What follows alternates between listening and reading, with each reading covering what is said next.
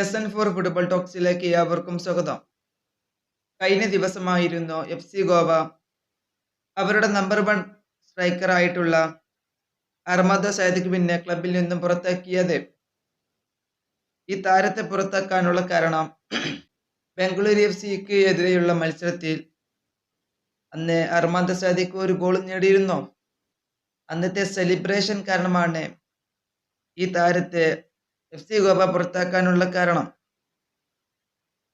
അർമാദോ Sadiq FC ഗോവയ്ക്ക് വേണ്ടി 22 മത്സരങ്ങൾ ഈ സീസണിൽ കളിച്ചിട്ടുണ്ട്. അതിൽ നിന്നും 9 ഗോളും 2 അസിസ്റ്റും താരം നേടിയിട്ടുണ്ട്. FC ഗോവയ്ക്ക് വേണ്ടി ഈ താരം മൊത്തം 24 മത്സരങ്ങളാണ് കളിച്ചിട്ടുള്ളത്. അതിൽ നിന്നും 10 ഗോളും 2 അസിസ്റ്റും താരം നേടിയിട്ടുണ്ട്. കഴിഞ്ഞ സീസണിൽ അതിന്റെ മുമ്പൊക്കെയുള്ള സീസണിൽ താരം മോഹൻ ബഗാനിലായിരുന്നു കളിച്ചിരുന്നത്.